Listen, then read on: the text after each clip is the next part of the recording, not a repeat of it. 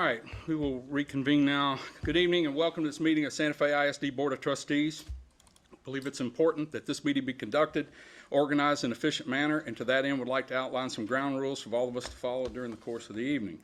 First and foremost, you must recognize that this is a board meeting. By law, most of the discussion and all of the voting must be done in open session, but public participation by necessity must be limited to that part of the agenda that is reserved for public input. Occasionally, the board may seek comment, clarification from an administrator in attendance, or even from someone in the audience. It's the board's prerogative to seek information from non-board members as it chooses. However, unsolicited participation from the audience is inappropriate. Secondly, at times it may seem we're voting on issues of importance with little or no discussion. Please be advised that all board members get a packet of background information about the various subjects on tonight's agenda several days in advance of actually coming here to participate in the meeting. After receiving our packets, all board members have and often exercise the opportunity to contact various school administrators to ask specific questions in an effort to better understand the issues which we're expected to vote on. We thank you for being interested in your school district as witnessed by your presence here tonight. We encourage your active participation in the educational process of your children. We appreciate your cooperation in helping us conduct the business of the Santa Fe ISD in an organized and civilized manner, and we hope you enjoy the evening. With that, Mr. Davenport, would you lead us in an invocation and we'll stand for our pledges, please? Yes, sir. Please bow your heads. Heavenly Father, thank you for allowing us to meet tonight. Dear Lord, we appreciate everything that you've done for this wonderful district, the staff and the students and the administration. Dear Lord, we just ask that you continue to bless our district going forward. Help us do the right things that we need to do to make us better. And dear Lord, as we leave here tonight, just ask that you watch over each and every one of us. For it is your name we pray. Amen. Amen. Stand for the pledges, please. I pledge allegiance to the flag of the United States of America and to the republic for which it stands, one nation, under God, indivisible, with liberty and justice for all. Honor the Texas flag. I pledge allegiance to thee, Texas, one state, under God, one indivisible. Thank you.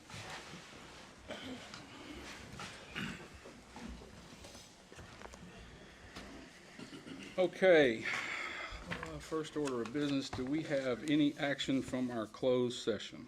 Yes, sir. I move to renew and approve the contracts and related actions of all professional staff listed on Exhibit A as presented in executive session. I further move that all appropriate employees be notified of the board's actions. I second it. Okay, it's been moved and seconded that we approve the contracts as they were presented. Any questions about that? Now would you cast your votes, please? And it has passed unanimously. Any other action? Yes, sir. I also move that we employ Matthew Bentley as athletic director, head football coach for 52 of 226 days for the 2018-2019 school year and for 226 days for the 2019-2020 and 2020-21 school year. I second it. Okay, it's been moved and seconded that we approve the hiring of the athletic director, head football coach. Any questions or comments? No, sir. Not, cast your votes, please. And it has passed unanimously. Congratulations.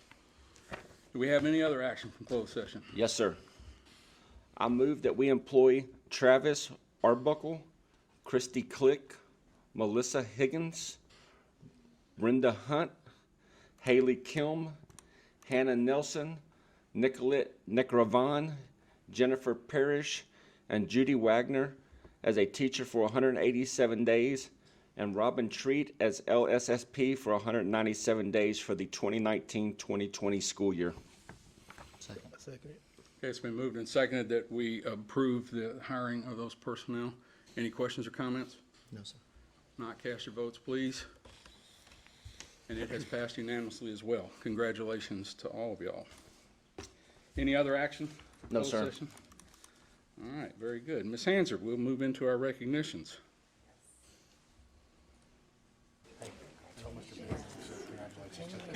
Thanks, sir. Good job. You want to see the girls when they get Thank you, dressed. Ms. Hanser. Okay, we'll now move into our information items. Dr. Wall? Yes, sir. We have board reports for your review this evening in our various departments, and I think we'll begin with Mr. Atkins giving us an update on our new school construction and projects in the district.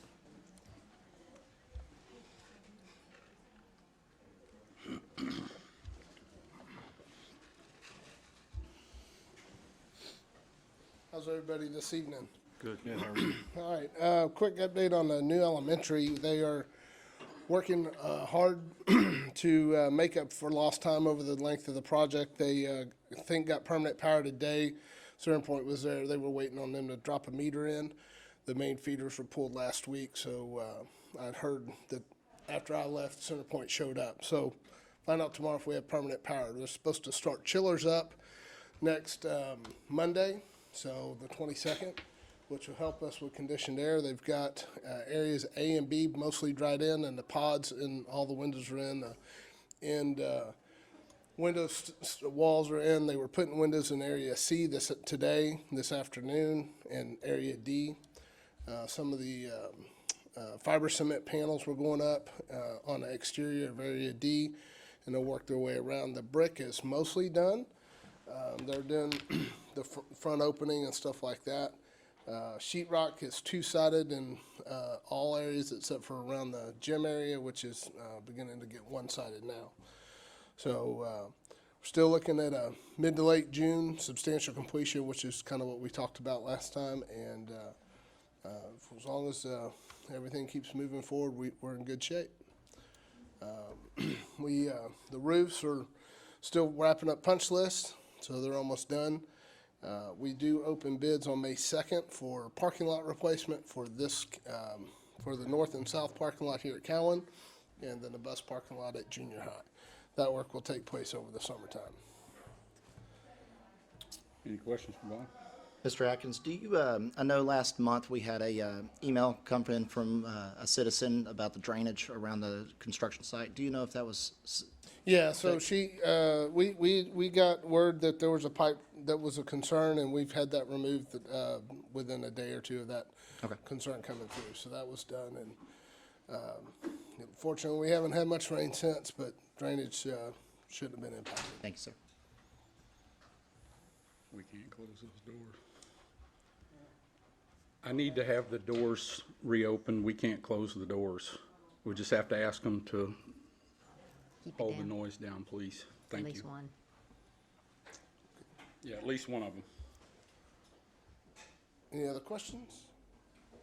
All right. Thank you. Thanks, sir. Okay, let's see, I guess next we have our transportation annual report.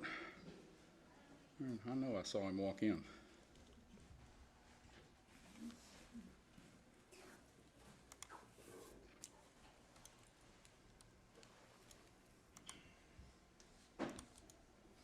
I have to have my glasses for this.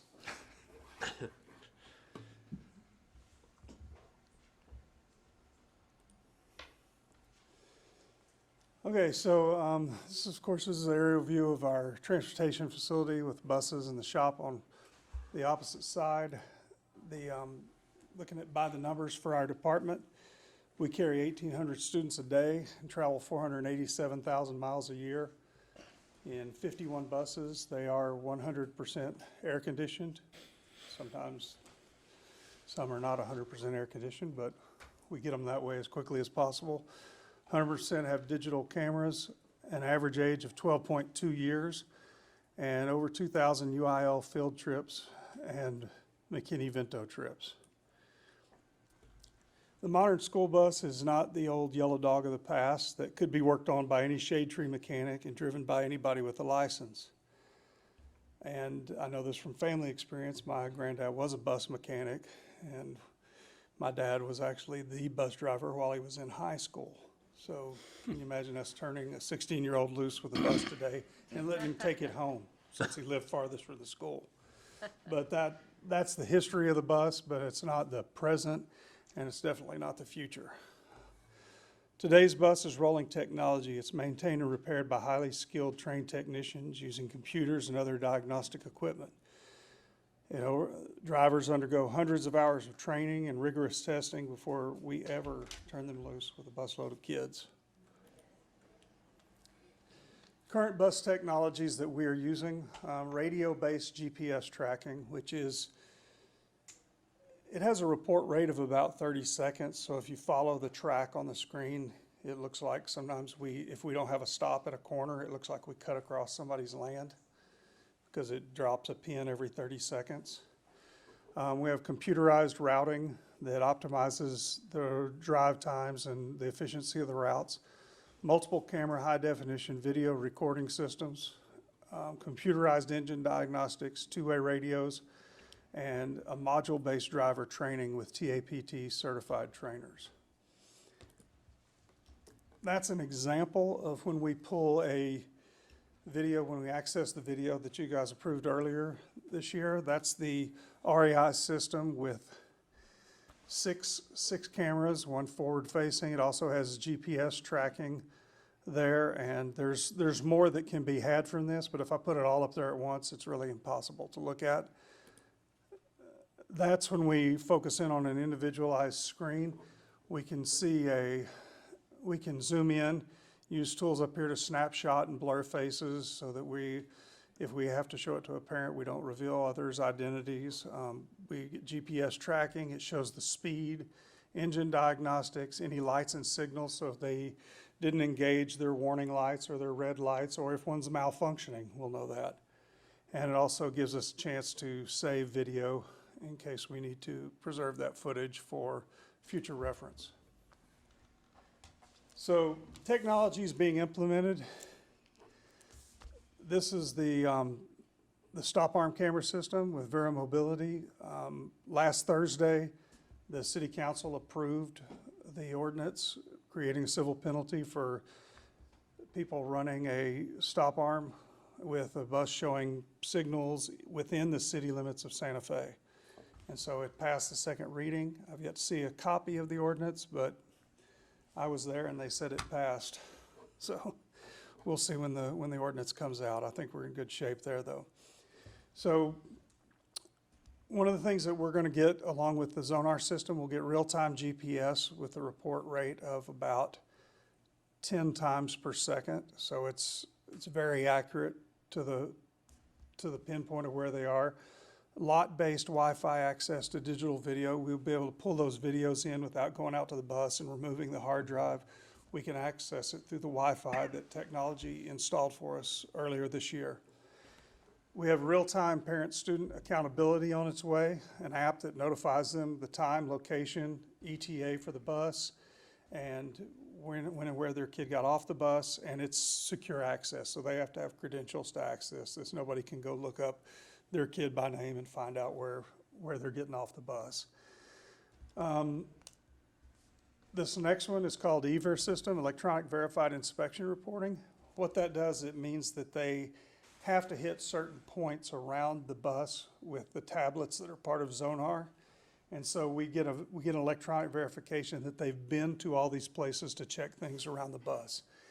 And I'll talk about that in just a minute. We get real-time diagnostic engine reports and driving reports. So we will know if we're getting erratic driving, rapid braking, rapid acceleration, sudden lane changes. We get alerts sent to us for those things. It also has an active system alert for failure to check bus for students. So if they don't go to at the end of their run, if they don't walk to the back of the bus and take the tablet and scan an asset tag that's underneath one of the seats, when they leave the bus, within 2 minutes of that, me or another supervisor will get an email or we'll get a text. And so then we make sure somebody goes out and walks the bus and make sure that there aren't any students left on the bus. And of course the school bus stop arm enforcement program. So the real-time simultaneous asset GPS location, it's pinpoint accuracy. It lets routers know exactly where buses are.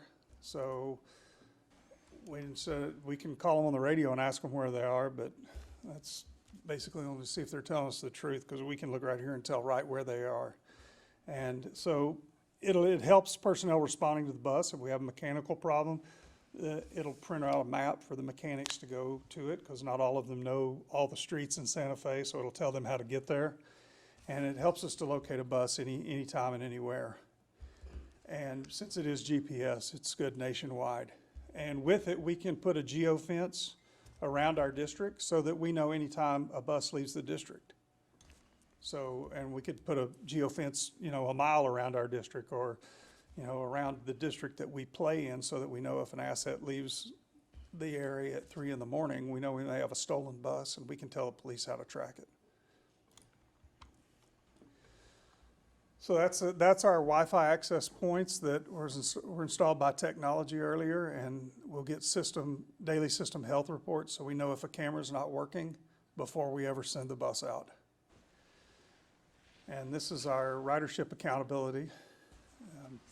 That's an example of the parent app, what they can see and how they can track their child getting on and off the bus.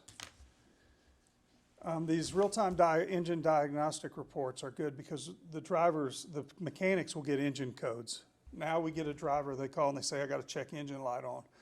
Well, with this, the onboard diagnostics will communicate through Zonar to our mechanics exactly which engine diagnostic is the issue. It'll tell us what the problem is, if it's a problem that needs them to shut the bus down, or if it's one that they can handle at end of route. We get real-time driving reports like we talked about before. Off-route driving is also included in that so that we know if somebody is not adhering to their route. And that's an example of the EVIR, the verification. And the asset tag is back here inside the bus at the back that they have to tag. It's under a seat, so they have to get down and check under the seats to be able to scan that one. And that's an example of the summons that would be issued if one of those stop arm enforcement tickets were issued. So future school bus technologies, things that are in the works for school buses. Secure student Wi-Fi access to educational content on the bus. That's already in a lot of places. The infrastructure is not here for Santa Fe to have it, so kids can be working on their homework, and it does monitor and control the sites that they can get to, but that's a future thing. Live look-in video on the bus. It's available now, but it's very expensive. Computerized onboard routing updated in real time, so if we have riders that aren't present on the bus in the afternoon, it'll reroute the bus and not make them go down a road they wouldn't have to go down and otherwise. Zero emission electric buses are already out there. They're currently available, very, very expensive, but every year the quality of the batteries goes up and the price comes down. And self-driving buses. I know that sounds like something from the Jetsons, but it is out there already.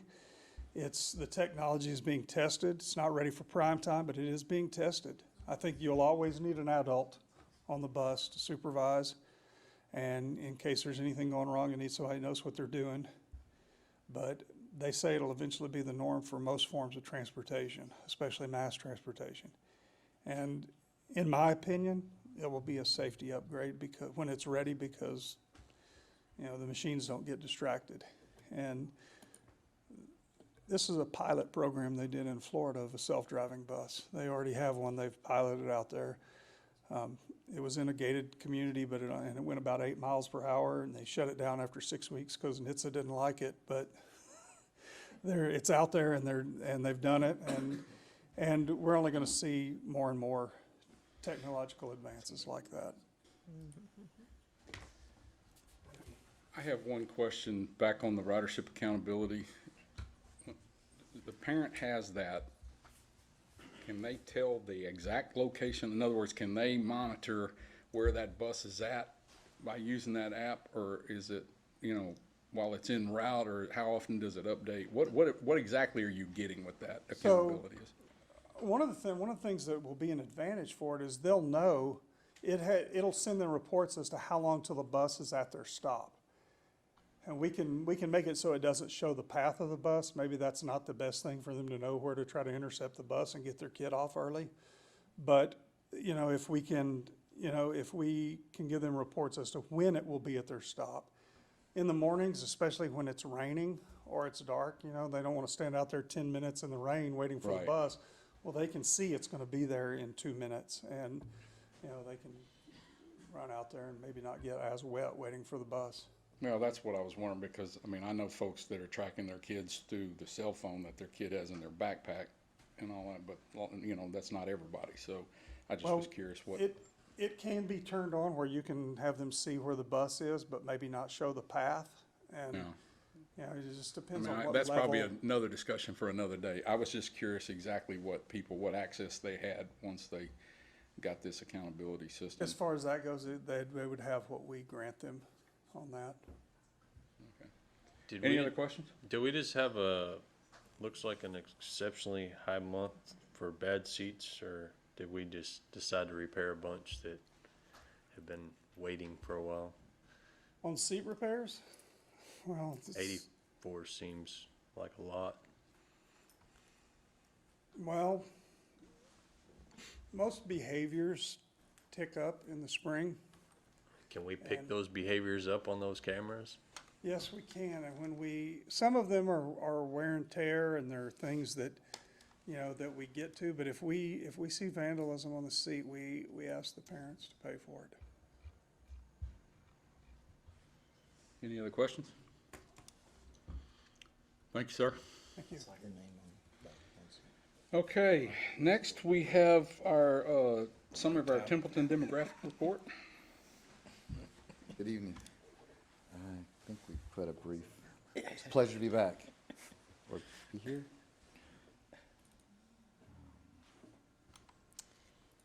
Again, I'm Rocky Gardner, Templeton Demographics, and I presented this complete demographic study to the workshop. I just wanted to give you a brief overview of the work that we did.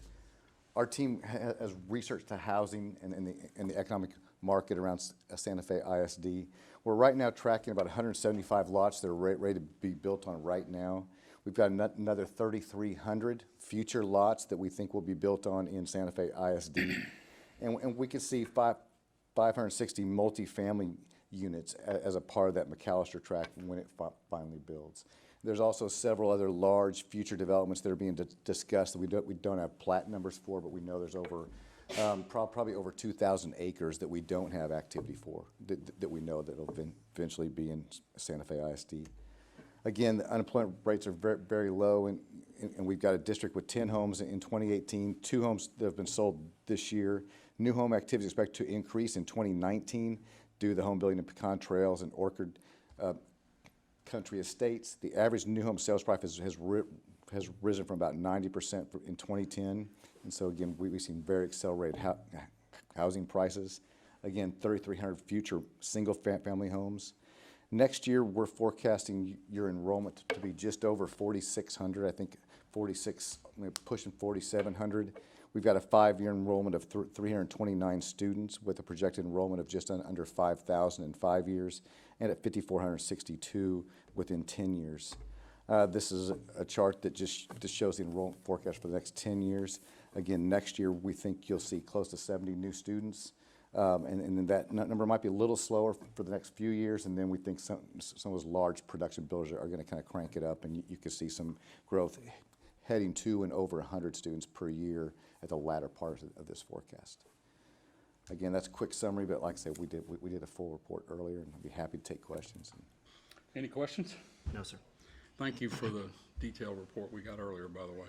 Thank you, appreciate it. Okay, that completes our information items, Gonna so, put our new athletic director on the spot? yeah, we will. He's gonna stick around. We're gonna put him on the spot. He's gonna stay till the end. He's here. He's official. Put that man up there and make him give a report. Any questions? Congratulations, sir. Thank you. I'm excited. The process was smooth, and once again, since the transition from Coach Knipes, the last athletic director, head football coach, the transition has been smooth for the kids in the community and the parents as well. So I think it has. And hopefully we're just going to continue to keep growing and building our numbers and keep winning more district championships. You see the golf team, I was part of that, but my name didn't get mentioned. That's okay. It's all right. I can swing it. Just doesn't go straight. It goes. So There you go. That's it. Short and steady and straight down the middle, and they're pretty good. It's awesome to watch them play. So that's all right. All right. Do like the report you're giving it to us every month, keep that up.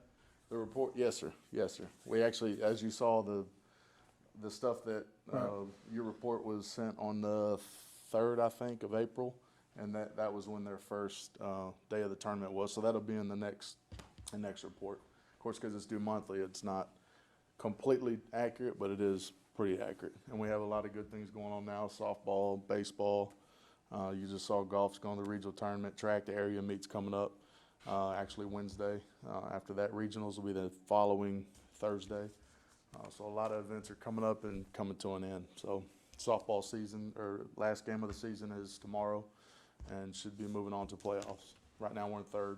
Baseball's in 1st. So we're rocking and Refreshing. rolling. Thank you for participating in the trash pickup and getting the kids out. That kind of stuff is good for them and It was really Agree good with for that. them. good for the I good tell for you the what, We need to kids see as more of well. that. So it opened up a bunch of their eyes. And like to keep a lot of that going as much as we can. Will do. I didn't know that we could make picking up trash so much fun, but actually those kids, they really did. Of course, we're competitive, so they were wanting to kick Dickinson's behind. Unfortunately, we fell short, but 1.5 bins of trash is pretty good. And the volleyball team was there as well, so there was 3 volleyball. Hey, congratulations for the effort. Thank you. Oh, yeah, keep it up. Yeah. What else? Any other questions? Yes, No, sir. thank you, and again, congratulations. Congratulations. Appreciate it. I mean, welcome to it. You wanted it. There you got it. Yep. Oh, no. Congratulations. No pressure on you. I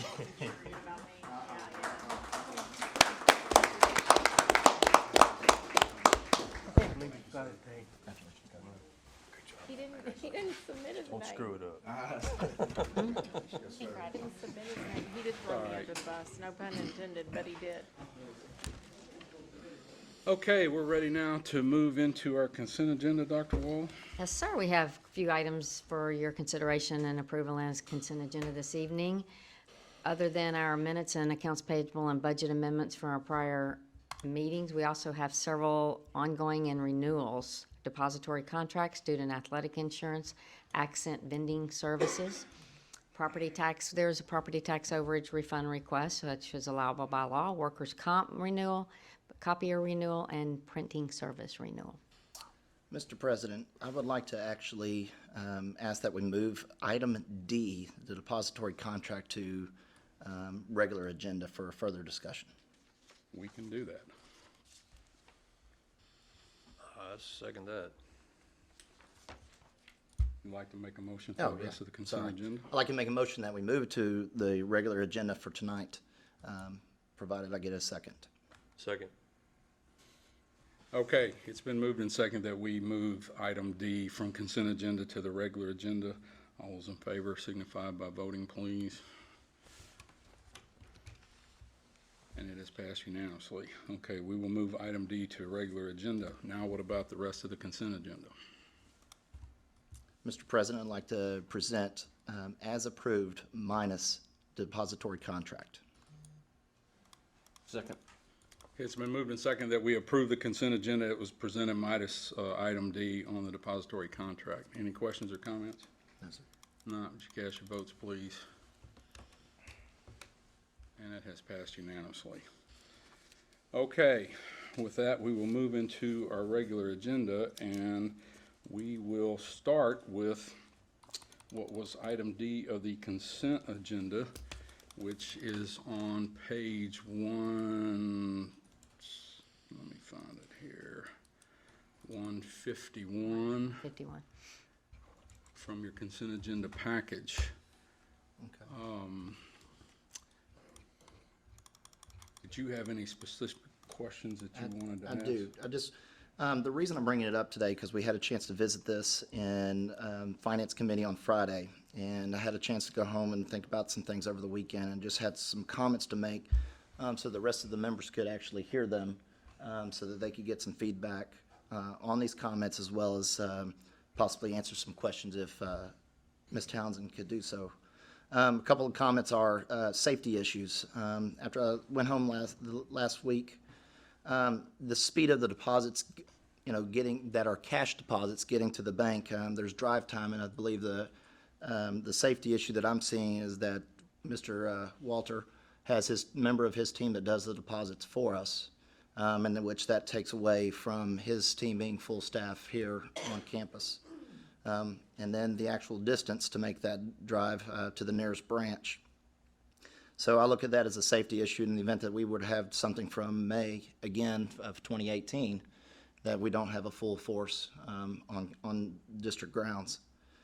The other kind of difference I wanted to see was, we didn't get into the details of it, but I was kind of looking at what the fee schedules were. I know that there are some different fees associated with the two opportunities with currently Frost as well as Texas First.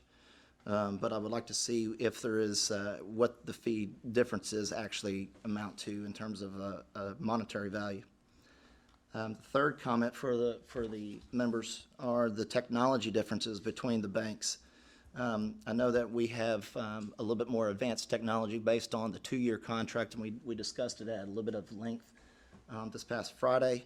But I want to make sure that and excuse my ignorance if I didn't ask the correct way on Friday, but I just want to make sure that I have clarity in my mind that Frost has given us 100% of what we need in terms of, from a maintenance perspective, to complete our district accounts, our taxpayers' accounts, make sure all grounds are covered, so that we can make sure that the efficiency is there. And I know that that was my main concern last week, was given some efficiencies and everything else. But I just want to make sure that everything is there. My next point that I wanted to make was about the relationship. We talked about it a little bit at length on Friday about how much Texas First is in the community within our district. And granted, I know that there was some comments and some donations and things by Frost, especially at the Education Gala. But I just wanted to kind of open it up for relationship talk and different things because of the visibility within all the different athletics, with the different representations at some of the fine arts and everything else that goes on in our district. And so I just kind of have a few of those things, mainly technology, and just open it up for safety and security and the fee schedules. But see if the members have any questions or any kind of comments toward what I've said. So I think first off, we need to make sure everyone's clear. You are recommending extending the current agreement with Frost. I'm sorry, I didn't mean So- to get in your way. And you did not go out and rebid this. That is correct, yes, sir. And just so everyone knows, why did we not rebid it? Well, we had the opportunity to go out three times for renewal. So we did a survey with everyone who works with the bank and asked, how are the conditions, which we do periodically anyway. But in November, we asked everyone that was involved what do you like? What are your problems? What are your barriers? And everyone came back that they agreed with how we have handled it. They agree with what's going on. They had no issues that had not been resolved, and they felt like that we should continue with the current path because it takes quite a bit of effort in order to change banks. And we felt like that it took a bit to make that transition. So we're now really getting into having it flow very smoothly. We've learned the software, we've learned the different components, and we felt good with what we were doing. So we felt like that we were in a position where it wasn't really the time to do another transition since we had just done one within the last 2 years. So that's part of the decision-making process. Okay, I just wanted to make sure that everyone was clear on this, because this is obviously not something that gets discussed all the time. Now, get back more to Sure. some of Eric's. Would you like for me to discuss some of those points? Yes, Yeah. please. Okay. On the transportation issue, we have talked with Chief Braun multiple times about what his thoughts were. We also have the option of a courier service. It was thought at the time that he felt like he could handle it, so we let him give us in that direction, but we certainly can review it at any point in time because that's a typical thing that school districts will do. We'll use a courier service. So that is an option that we can revisit to see the pricing on that, and if that would alleviate some of his demands or whatever. But at the time, when we were looking at the depository, we did use that as one of the factors, and we spent a lot of time discussing that. and what we felt like would work and be workable. And at this point, there hasn't been any complaints, but we certainly can revisit it and continue to look at that to make sure we're moving in the right direction on that. What is the typical daily deposit that Chief and his staff are carrying for us? It's going to fluctuate depending on what time of year, because when we're in tax season, of course, between the months of December and March, it's going to be a lot higher versus during the summer or the spring or the early fall. But Robin would probably have to do a little bit of research on that to give you an exact amount on that, but we certainly can get that back to you at a later date if you don't mind. Sure. And we can give you an average, a monthly average of each month, so then you can see the peaks and the valleys on that. Okay. And then So how what- many times we make deposits. Because we're not gonna make as many cash deposits Sure. in the summertime as we do during December through March. So we hold that here at the district, and in periodic intervals, we'll take that. Yes. So that cash is, okay. And then as far as the fee schedule, basically when we went out for bid, we looked at both fee schedules, and what we found out is they're pretty close to the same. What makes the difference is the compensating balance. So basically that means how much money do we have to keep at any bank so we don't pay any fees? And what we found out is there was an advantage to Frost, that we could keep less money there, but yet make more off of it, so it would cover more of the fees. They also, Frost has come back several times to say, well, now that interest rates have changed, not only will you get the compensating balance, but you would also make interest on your funds. And so they came back to us probably about 6 months into the bond, and that's really where it's made a difference, is because our bond money is not only getting investments as we go out onto the open market and invest, but as we have it in there daily waiting to pay accounts payable or waiting for someone to cash a check, it's also earning interest. So we ended up probably garnishing about $5,000 more a month off that bond money. So that was a pretty neat thing that they came and offered and said, well, not only has the interest rates risen so much that you'll have a compensating balance, but now you can also earn interest on it. So that was pretty cool. When we first got here, one of the first things that I noticed is, and of course interest rates were very low, and that was 5 years ago, is that we were paying fees, and I've never worked where we had to pay fees. And so we really started looking into why that was, and part of it was the interest rates were so low that no one was offering compensating balances. So that was one of the criteria when we looked at the bid last year, when we put out the bid the last 2 years ago, is what's going to happen, what do you expect to happen, and what could we expect to pay? Because we had brought those fees down quite a bit by just looking at our practices. When can we stop wiring money versus doing an ACH? So we tried to do a lot of that in-house. But our fees are very minimal, just basically because I think over the years we've been very diligent about the types of services we choose. So the fees for both banks were probably close to the same, but I do think that the interest rate is a tad bit higher, and definitely offering interest accounts and bringing that to our attention was a real nice thing that they've done. One of the things about the technology, we've learned pretty much both systems now because we still do business with both banks, so it's pretty easy to make that transition. But one of the things that is most shining about Frost is their customer service, and especially their customer service when it comes to technology. And Marianne could probably, and Robin can give you some specifics, but anytime you call them, it's not one and done. They stay with you till the problem gets resolved. We had one day that we were here trying to get payroll out, and I clearly remember it being close to 5:30, 6 o'clock, and they weren't leaving. They were going to make sure that ACH went out. And the internet, like in the area, was what kept going down. So we'd get the file ready to go, and then the internet would go down. So it wasn't necessarily their fault, and it wasn't really our fault, but they stayed with us to make sure that ACH file had to go, and it got out that day. So it's real comforting to know that no matter when we call, whatever time we call, there's always someone that follows up. Another thing that's happened in the past is it'll be 4:30 and the bank will call and they won't get anyone on the phone, so they leave a message. Well, we've asked very clearly, that's not the protocol. You call every single number you have, and then you call all the cell phones.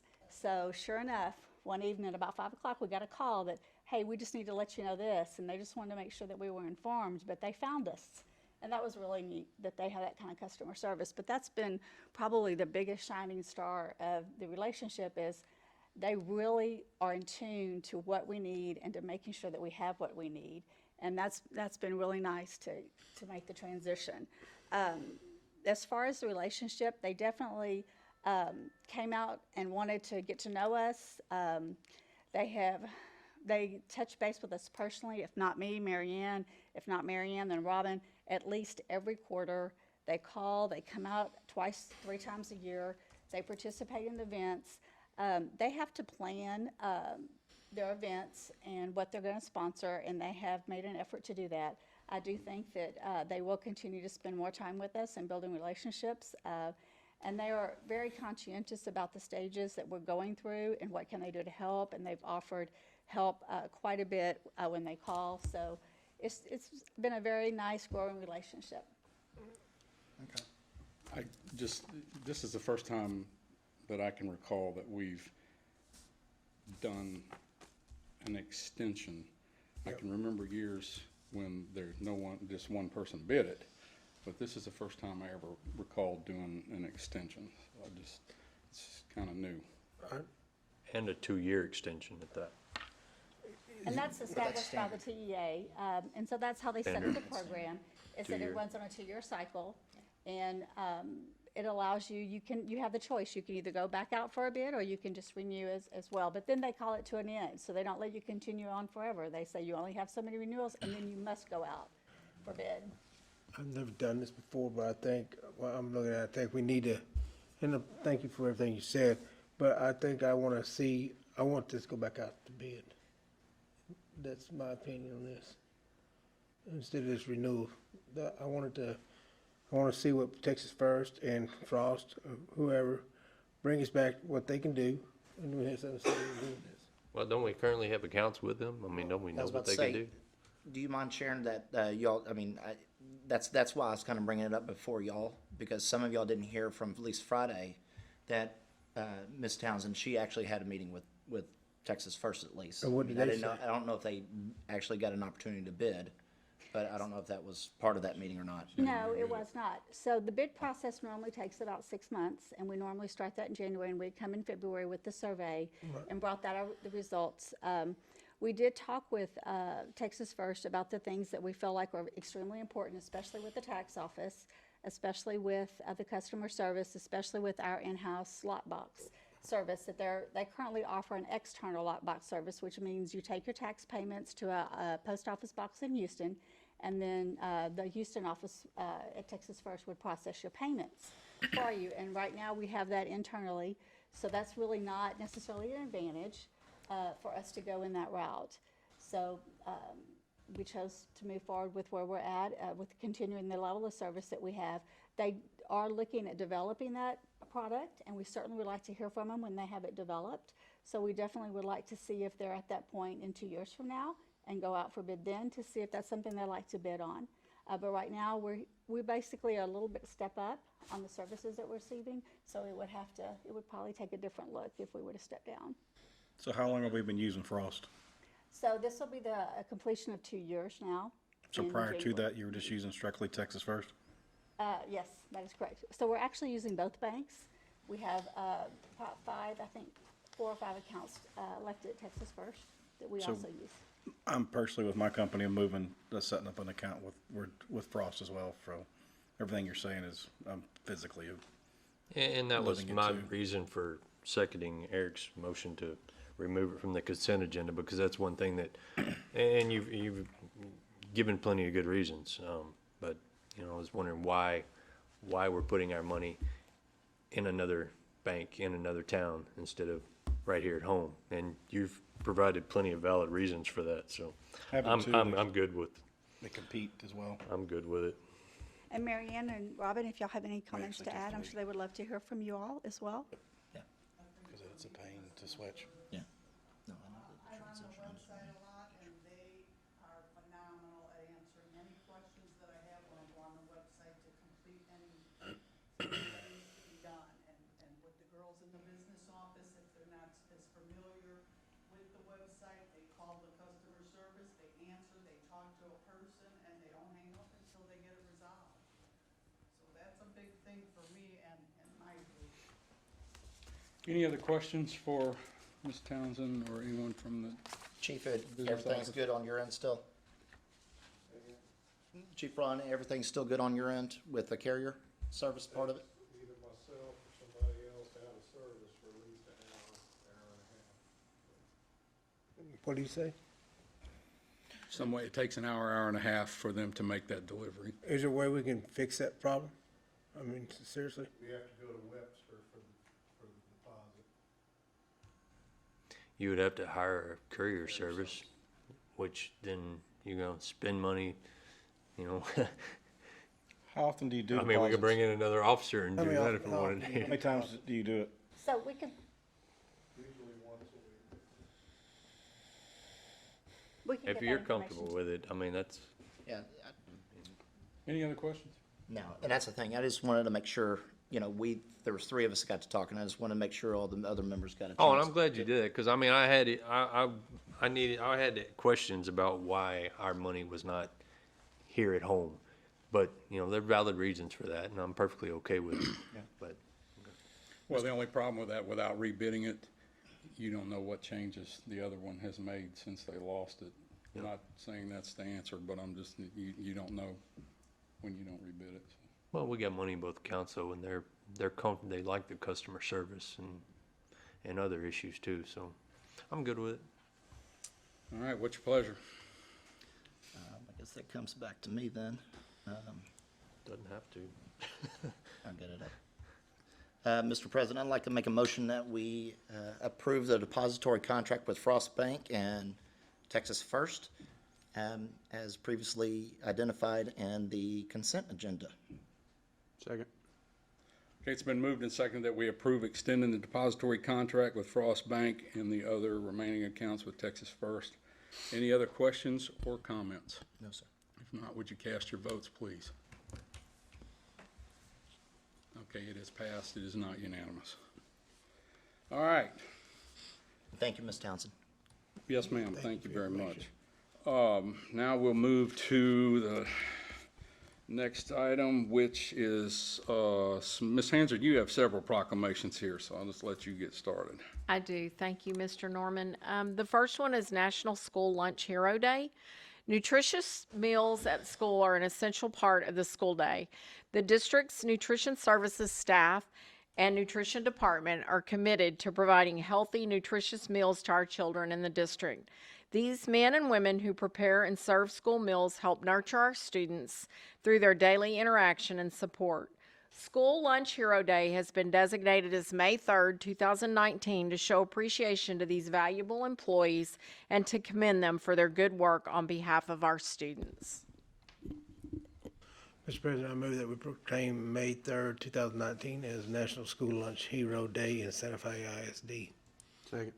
It's been moved and seconded that we approve this proclamation for National School Lunch Hero Day. Any questions? Cast your votes, please. And it has passed unanimously. Okay, how about the nurses? National School Nurse Day is May 6, 2019. This day celebrates the many ways in which registered nurses strive to provide safe and high-quality patient care and map out the way to improve our healthcare system. The district would like to designate this day as National School Nurse Appreciation Day in Santa Fe ISD to honor the nurses and nurses' aides in our school.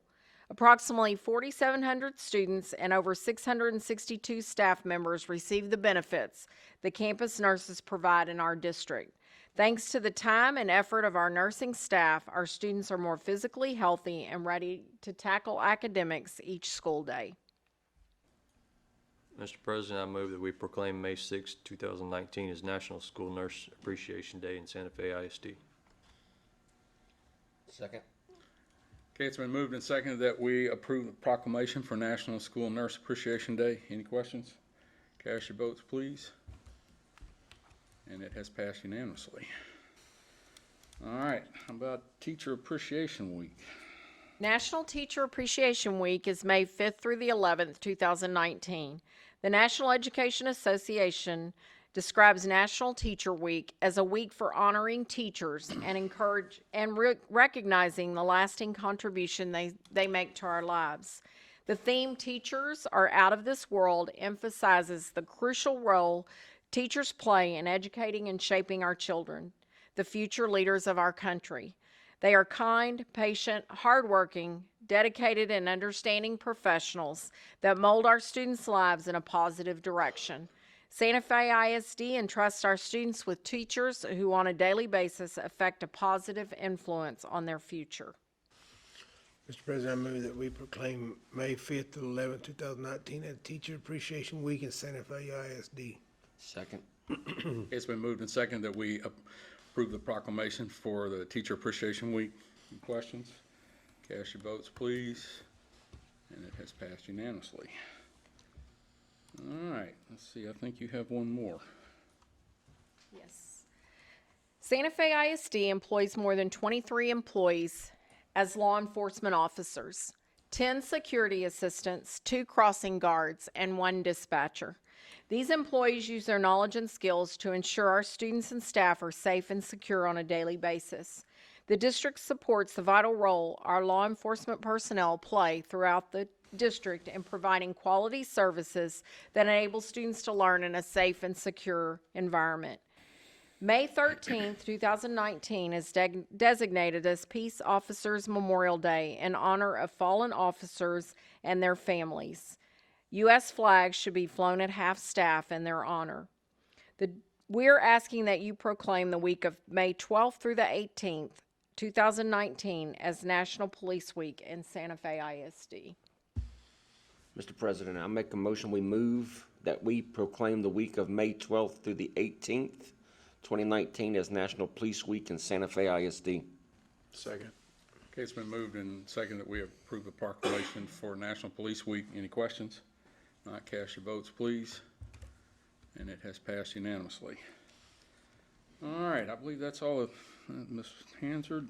Ms. Junko, we have a couple of contracts and some purchases. Good evening. We're asking the Board of Trustees to renew the ReadyMed Health Services for the 1920 school year.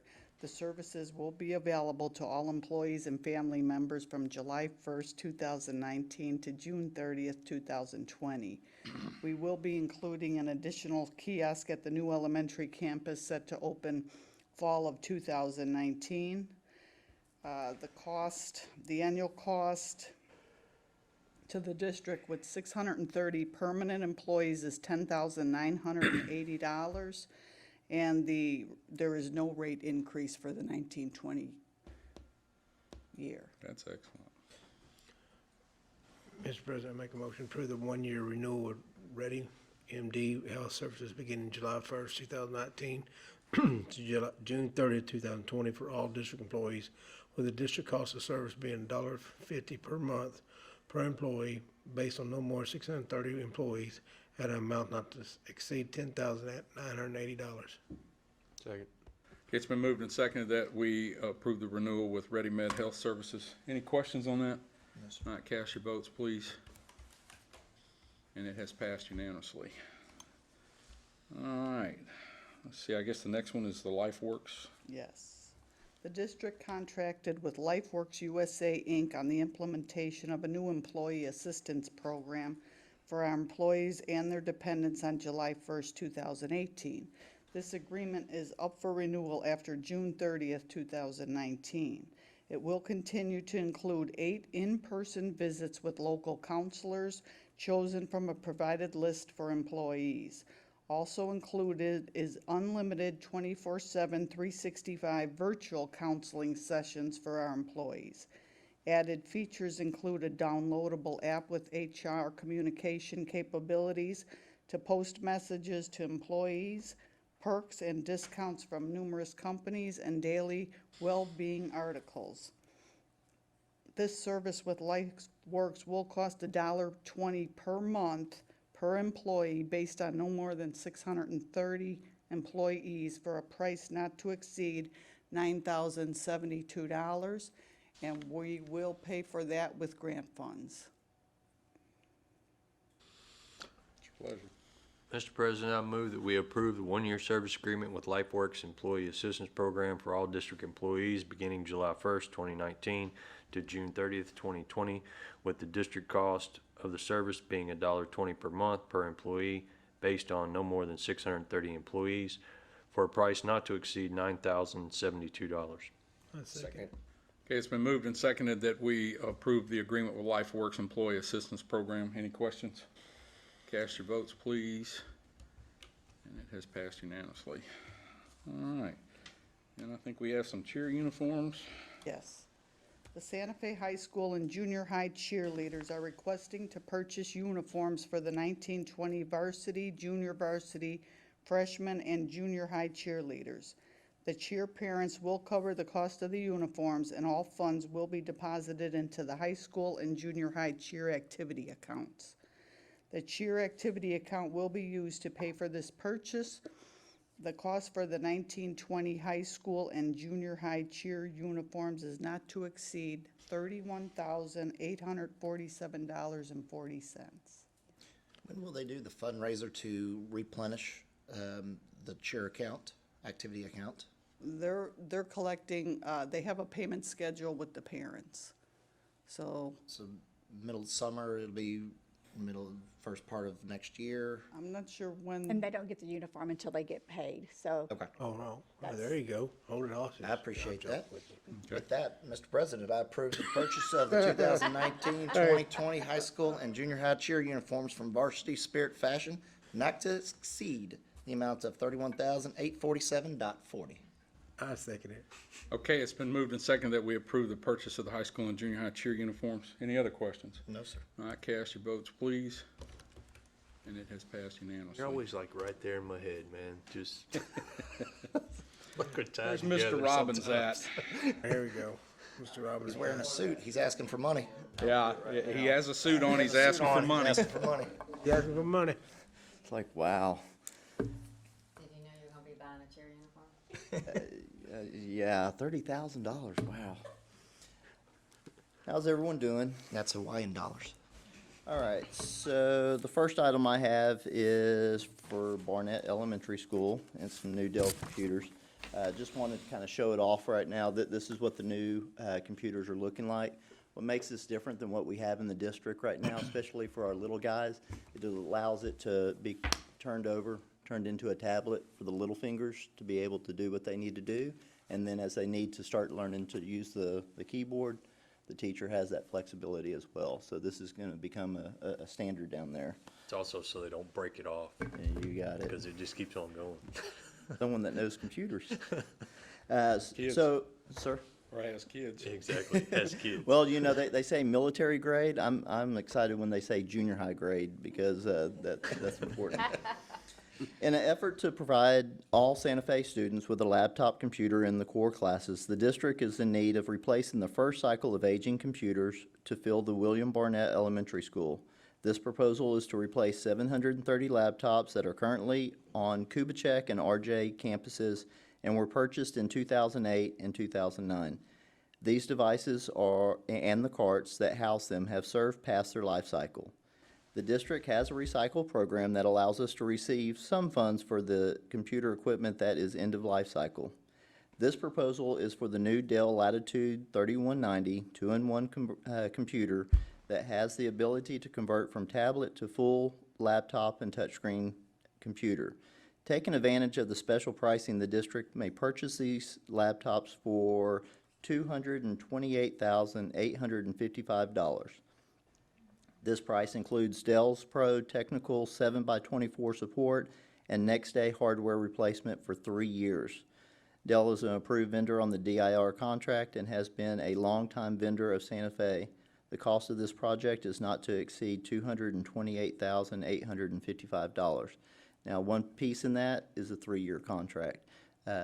We don't normally see that in touchscreen devices because of the mechanical piece of it. So that was something we negotiated this price down quite a bit. So we were at $279 when we started, and $379, and we got it down to $313.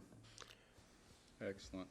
You know, one thing that I remember making this statement many years ago, that when we started buying some of this stuff and everybody was really happy because we had passed a bond and we were out doing a lot of great technology things, that it's all good now, but just remember we're adding all these things that we're going to have to replace later. So I think that, you know, we've done some good things to be in a position to do this. It's definitely necessary, and it's now coming to fruition that things do get old and have to be replaced. So. Well, the classroom has changed. I mean, just look at your life today, you know, from, you know, online shopping, you know, we get our grocery stores delivered to our house now. And just a few years ago, that was just a concept. And so the classroom's changed as well. And the way we teach our kids and the way they learn has changed. So Hey, you can it's talk a- all kind of stuff, but you're not gonna top him and the driverless buses. I'll just tell you that right now. You're not topping that one for the night, so. That was pretty cool. Mr. President, I make a motion to approve the purchase the new Dell student 2-in-1 laptops for William Barnett Elementary School at a cost not to exceed $228,855 as allocated in the 618 bond proceeds. Second. Okay, it's been moved and seconded that we approve the purchase of the new student laptops. Any other questions? If not, cast your votes, please. And it has passed unanimously. All right, I think you got some Skyward stuff now. Yes, sir. Santa Fe ISD is currently using Skyward software to manage many phases of the district operation, including finance, student information, family access, human resource, payroll, among other modules. District software licensing fees for Skywards are renewed annually in July of each year. The annual fee for the 2019-2020 license renewal has increased $2,356 to $64,308. Part of this increase is moving the servers to the cloud, cutting server costs, and maintenance hours. This renewal is for 12 months and is not to exceed the amount of $64,308. Now, that last piece in there, we're moving our current servers that we have here with all of our data on it into the cloud, and that maintenance, that whole disaster recovery, in the event that something happens, we can set up shop anywhere, outside the zone to be able to continue business as usual, and that's a big deal. So that's part of that price increase. Excellent.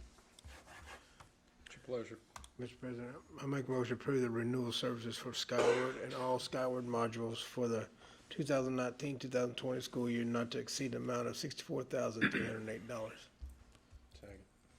Okay, it's been moved and seconded that we approve the Skyward and Skyward module renewal. Any questions? Cast your votes, please. And it has passed unanimously. All right, next on the facial recognition software. This is exciting, very exciting. I just want to know how much money you've made off Walter Braun to not show that picture that you have and that was the test case. Holding that, if I ever get a parking ticket, I know who to call. He can't hear me back there. He doesn't know what I'm talking. Chips.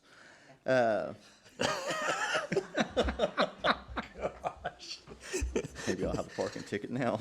Yeah, you'll have a ticket tomorrow, I can assure you. No ticket, he already You're has not a gonna have a boot. car tomorrow. Yeah, you have a boot on your car now. This project is to add facial recognition software to the current district camera system. This proposal would allow 20 licenses that will be shared between the campuses and other facilities throughout the district. The software and licenses will work on any cameras currently in the district. This will give Santa Fe ISD the flexibility to move licenses to other cameras during special events that occur throughout the year. This proposal is for software that is licensed for a one-time purchase and includes installation, support, and maintenance for the first year. After the first year, we have the option to purchase, but it is not mandatory unless we want to upgrade the system. ASAP, and yes, that's the company, is the vendor on the project and a member of the Region 4 Texas Cooperative Purchasing Network. The estimated completion of this project is projected to be 15 days. The purchase of this equipment will not exceed the cost of $57,517.80.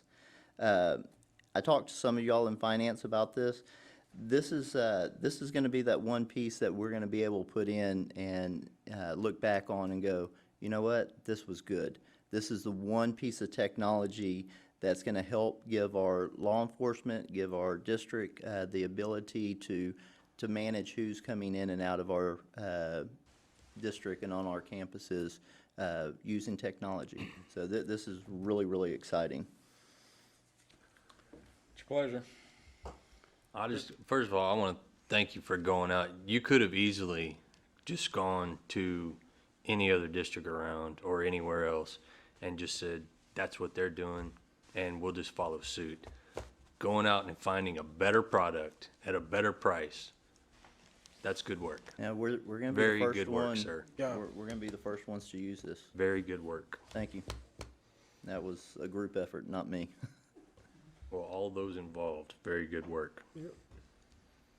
So let's make a motion. President, I make a motion we approve the ASAP to purchase the facial recognition software to add to the Santa Fe ISD camera system at a cost not to exceed $57,517.80. Second it. Okay, it's been moved and seconded that we approve the purchase of the facial recognition software. Any other questions? Not cast your votes, please. And it has passed unanimously. Thank you. All right, and you've got a couple more. Yes, sir. I apologize. This is for William Barnett Security System. This is part of the grant money. This project is with NCS to purchase the security cameras for William Barnett Elementary School. The district will need to purchase and install 55 Axis cameras and the licenses to support these devices. This will provide complete coverage throughout the school and is the same security camera equipment that is used throughout the rest of the district. This equipment has a lifetime support agreement with a 3-year factory warranty. The life expectancy of these cameras are between 5 and 8 years, and NCS is a member of the Region 4 Texas Cooperative Purchasing Network and is a vendor for this project. The estimate completion time of this project is to be 120 days. The purchase of the new equipment will not exceed the cost of $106,625.30. Just something to add on this. Originally, we did not have this many cameras in this project, but things have changed in the district. And so just know that this is complete, total coverage of this school. This is something we haven't had on our elementary schools. And so just know that that's why that price is what it is. Mr. President, I make a motion we approve NCS to purchase the security camera equipment for William Barnett Elementary School at a cost not to exceed $106,625.30 as allocated in 618 bond proceeds. Second. It's been moved and seconded that we approve the purchase of the security camera equipment for Barnett Elementary. Any other questions? Not cast your votes, please. I didn't know NCS was such And a it hard has word to passed say. unyously. 3 letters. I can't spit it out. All right, let's NCS. see, you've got a couple more still. 2 more and I'll be out of your hair, I promise. Good. Computer equipment carts. This is for William Barnett as well, and this is bond money. This project is with Office Depot to purchase 33 computer carts for the new Dell computers. These carts are designed to save on space in the classroom and will be outfitted to hold 24 14-inch Dell computers. They also have a medical grade wheel, making them easy to move from room to room. The carts have a lifetime warranty on the materials and workmanship and a 5-year on electrical components. Office Depot is an approved vendor on the Texas DIR contract and is the purchasing vendor for this project. The estimated completion time for this project is 120 days. The purchase of the new equipment will not exceed the cost of $31,493.88. And understand, when you say going out and trying to get the best price, notice that's Office Depot. I'm literally going after every vendor we can find to get the best pricing on everything we can. So these like charging stations on there as well? So it's got a charging sensor on there so they don't overcharge the system. That's all pretty much standard on those carts now. Some of the old carts that we had, we were unable to outfit them because they were actually customized for the computers that were in that cart, so we couldn't reuse them. Mr. President, I make a motion to approve the purchase of new student computer carts for William Barnett Elementary School at a cost not to exceed $31,493.88 from the vendor Office Depot as allocated in 618 bond proceeds. Second. It's been moved and seconded that we approve the purchase of the computer carts for Barnett Elementary. Any other questions? Not cast your votes, please. And it has passed unanimously. Okay, you got the bandwidth. Last one, and this is exciting as well. Santa Fe has proposed a bandwidth increase to its internet for the district. Currently, the district uses PS Lightwave to provide 700 meg connection to the internet at a cost of $37,200 a year. The contract is up for renewal at the end of June. The technology department has worked with our E-rate consultant, CRW, to negotiate a 3-year agreement for internet services to the district. This agreement is for a 1 gig connection to the internet through PS Lightwave at a cost of $16,800 a year, a cost savings of $20,400 a year, and an increase in bandwidth to our classrooms. This service is part of the E-rate program and is discounted for Santa Fe ISD at a rate of 60%. PS Lightwave is an approved vendor on the Texas DIR contract and has been a long-time vendor for Santa Fe ISD. The cost of this project is not to exceed $16,800 annually for the next 3 years. So we get more, pay less. Mr. President, I make a motion to approve PS Lightweight to provide 1 gigabyte connection to the internet service for Santa Fe ISD at a cost not to exceed $16,800. Second. It's been moved and seconded that we approve the PS Lightwave. Any other questions or comments? Cast your votes, please. And it has passed unanimously as well. Thank you very much. That's it Appreciate for you, everyone. Mr. Robbins. Thank you very Oh, much. Mr. Robbins? Mr. Atkins, got a couple items here. Yes, sir. So the first item we have is sewer line repair at the junior high.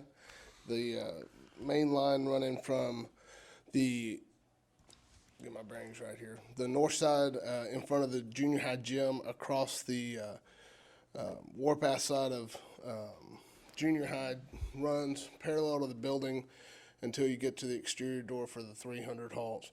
At that point, it 45s out towards Warpath and 45s again at the edge of Warpath Drive and goes to the manhole that's located in the bus parking lot.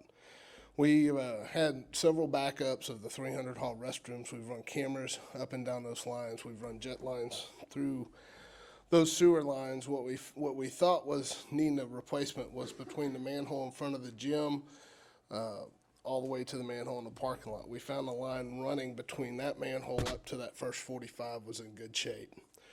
What we did find was we have a broken line underneath the marquee sign and some bellies on another part of the line.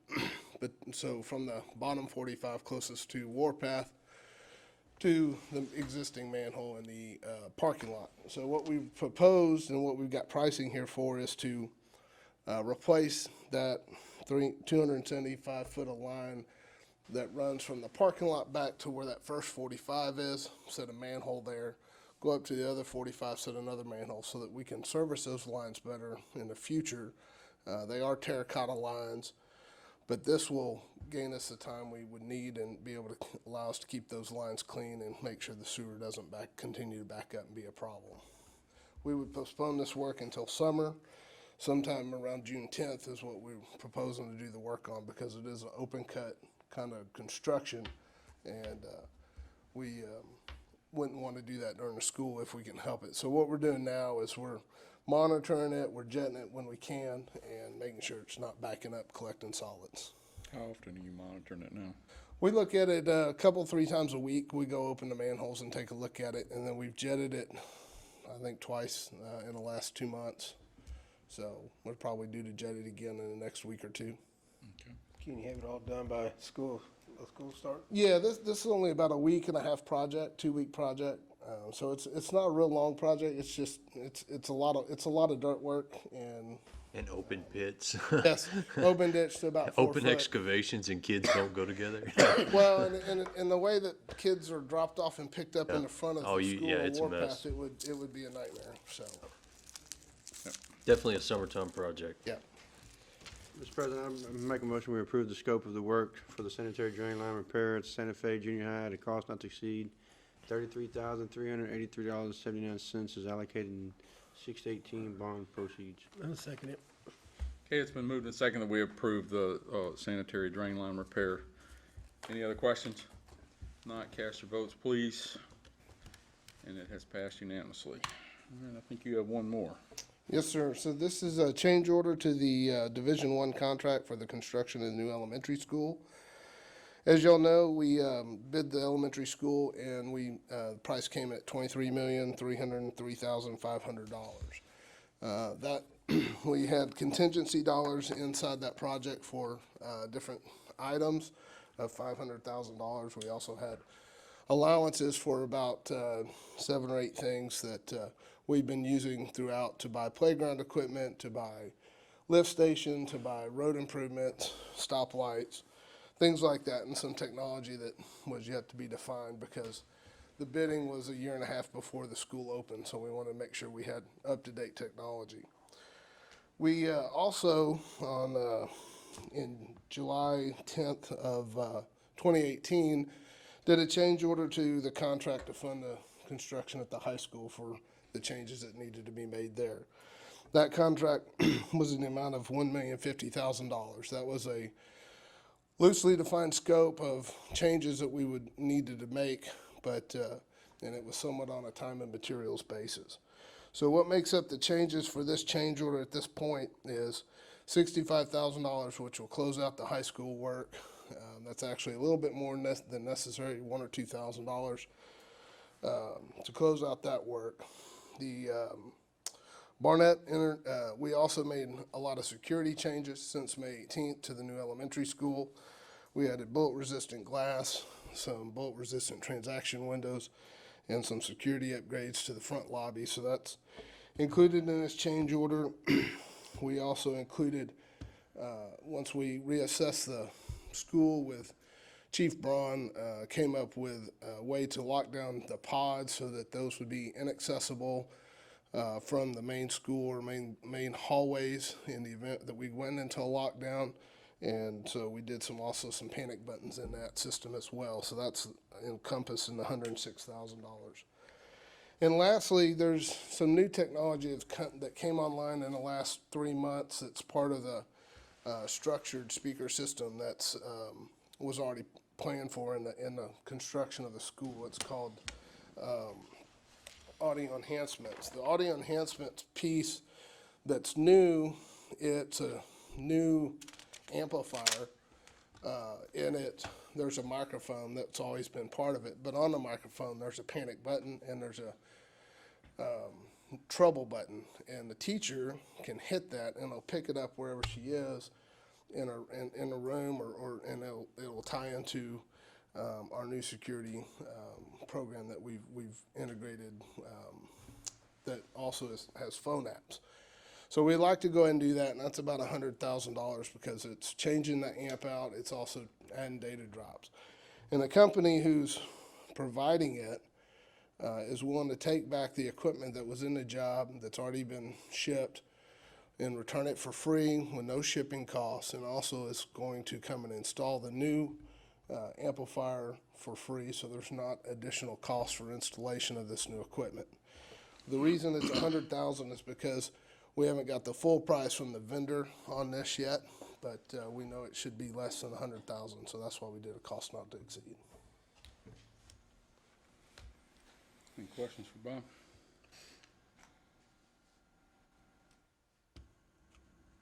Mr. President, I make a motion we approve the change order to the contract of Division I construction for Barnett Elementary and High School Recovery Project to provide security changes for a cost not to exceed $363,216.15 is allocated in the 618 bond proceeds. Second. It's been moved and seconded that we approve the change order with Division I construction. Any other questions? Not, cast your votes, please. And it has passed unanimously. All right, thank you all very sir. much. Amen. And I believe that concludes all of our regular agenda items. We will now move into our public forum. Board policy provides time at each regular board meeting for the public and employees to appear before the board to discuss matters concerning their interest. Time of 30 minutes has been allotted for those who wish to address the board. According to board policy, persons must sign up by the Thursday prior to the board meeting and will be allowed to speak for up to 3 minutes each. Delegations of more than 3 persons shall appoint 1 person to present their views before the board. We've set some guidelines to ensure the process is effective. The board respectfully requires names of district personnel and or students not be used during the address. Unless you are speaking for a delegation, only 1 person may stand at or near the podium during any presentation except a parent and child or spouses may stand together. If you're speaking for a delegation, only 1 person from the delegation may speak during the meeting. The person who is signed up to speak is the person who must speak. No speaker may yield their time to any other person. During your 3 minutes, you'll be given a time notice when there are 30 seconds remaining. At 3 minutes, you'll be asked to stop. We ask you respectfully to stop at that time. If you do not stop, we'll ask you to stop again. If you still fail to stop, the board will seek assistance in removing you from the podium so that the meeting may continue. No action may be taken on anything presented to the board at this time. However, board members have the option to request that the matter discussed be placed on the agenda for a future board meeting.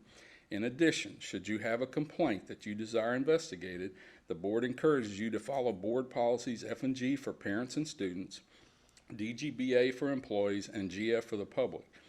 These are the district's complaint policies available to those who wish to redress grievances. We thank you for participation in this important part of the meeting, and we ask that our guidelines be followed so that we can continue offering this opportunity to participate. And tonight, we have no one signed up for public forum. So with that, I will move into board communications, and I'll start down there with you, Ms. Hansard. Okay, yes, sir. Mr. Norman, first of all, y'all have a list of events through actually the end of May. It's front and back, just highlighting some of the events that are going to be going on throughout the district. Also, I just wanted to share a couple of things. Our district-wide job fair, we held it this past Saturday, and it was very successful. We had over 171 participants compared to 94 participants last year. And I just want to extend a special thank you to all the district leadership group that was there and helped to work, as well as my staff. And then just to communicate, and this went basically live today, but Santa Fe ISD was invited to join Go Public Gulf Coast, which is a nonprofit organization. This organization's endeavor is to positively promote public education in the Gulf Coast area. They're sponsoring a community challenge in conjunction with Channel 2's Houston Life Show to select what they call the coolest school in the Gulf Coast area. Santa Fe ISD was selected to compete with other districts our size in this challenge. So you can go to our Santa Fe ISD website and vote for our district. The winning district will be allowed or have the honor to select a student or students to represent the district, and they'll be featured on the Channel 2's Houston Live program. So the voting began today, and it ends on April 28th. So I just wanted to share that with you this evening. And congratulations, Coach Bentley, on being named Athletic Director Head Coach. I apologize I overlooked you on the golf team, but congratulations on them as well. So Ms. that's all that Townsend? I have. And congratulations to the new staff. Welcome. Great place to work. Congratulations on being appointed, and have a great week. Mr. Snyder?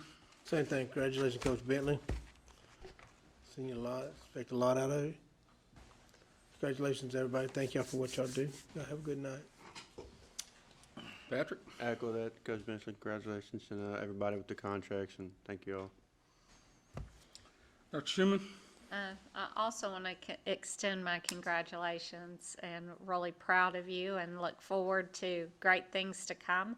And also to Sarah Ryan, to our campus principals, to the assistant principals who worked diligently last week and had a successful round of testing. And that takes a lot of organization and planning, and they did an excellent job at that. And thank you for all of that that went into that successful testing round. Mr. Logan? I'd also like to thank Coach Bentley. I know he'll do good, and I ain't worried about that. I'd also like to thank the principals and everything they do, and everybody have a good weekend. Mr. Grassmuck? Bentley, Congratulations. Really proud of a lot of the, just how we got so many sports teams that are doing just phenomenal. You know, bowling, golf, tennis, you know, baseball, everybody's just doing awesome. It's really good to see those kids out there in the community picking up trash. After the Little League night at the baseball game the other night, to watch those varsity boys out there running bases with the little kids, and they stuck around an extra 30, 45 minutes after the game. They were tired, but they didn't let it show. They went out there and they ran the bases with those little kids, and they had a blast. And, you know, and then to go out, you know, the next morning and go straight to the Little League Park and help with the Challenger League kids and spend the day up there. All the sports teams are doing a phenomenal job, and they're doing a phenomenal job as good stewards and human beings, and I really hope to see that continue. Hertenberger? Thank y'all, everyone. I have the luxury of going last. Not much to say, but ditto to everything else. Y'all have a safe journey home. Mr. Davenport? No, I gotta take a bathroom break, boss. I know. So, kind of the same along lines. Coach Bentley, thank you for everything that you've done so far, and obviously what I'm going to call an audition. But you have a unique situation ahead of you, and you have about a third of the student population in the junior high and the high school that you can change the culture and do some great things with. It's you know, visibility in the campuses is a must. I think the partnership with the campus leadership, with Ms. Blundell and Mr. Kopp, as well as some of the lower levels of PE levels and everything else, and some of the community feeder programs, whether it be little leagues, other things, I think can do really good for not only the district but also for this community. But most important message that I'd like to at least relay to you is that you have an opportunity to change the lives of not only kids but also adults. And you know, it starts with you. It starts with then your coaching staff and how you hold them accountable and then hold those kids accountable. You know, I don't like the idea of everybody gets a participation ribbon. You know, I like structure. I know that you have that, but also it's got to be a little bit of fun as well. So, and I know that we all, you know, and hopefully that you understand what this, you know, way, I don't even know if my word's going to be articulate enough to describe it. It is an athletic director and head coach, and they are student athletes in those orders. And I know you'll do a fine job of that, but I think you have a great opportunity with about a third of the student bodies, and it can branch out to the other 2/3 that maybe not doing athletics. But you have a chance to make some great leaders out there. So best of luck on your journey, and congratulations on becoming an athletic director. So to the campus leadership, curriculum and instruction teammates, and staff, also echoing what Dr. Schumann is saying. Y'all had a great week this past week. It's kind of weird to have my 10-year-old son come home and say he enjoyed it. But yeah, and that goes to show what y'all are doing. So I appreciate everything that y'all are doing as well. And of course, he's in Kubitschek at the moment, but I believe that's probably through all the other campuses as well. So thank y'all for everything y'all are doing. I know it's not been a fun year, especially with the accountability of our academics, but I please press on. So, and last but not least, I see community people in here. Thank y'all for joining us again. I got to stress to keep on reaching out to your local, state, and federal individuals that you've been reaching out to make our community and our district a better place. For the longest time, we were status quo, and if we were going to get away from status quo and start becoming a lot better place, a lot better neighbors to one another, it starts with what we believe in, and that reaching out to those people that can make a difference for us each and every day. So, and I truly believe we are going to, you know, not only grow from today, but tomorrow's a new day, and it's going to get even better tomorrow, and then after that, it's going to continue. So it's contagious. And With that, y'all have a wonderful, safe drive home. Dr. Wall? Thank you all so very much for all your many contributions in ensuring our students' success, and as we move towards completing this school year, even more so. So thanks all. Just, congratulations to everyone that was recognized tonight. Coach Bentley, everybody, we know you're going to do a good job. We know that you understand some of what some of the others have said, that athletic director and head football coach and what goes along with that. We have lots of kids being recognized right now.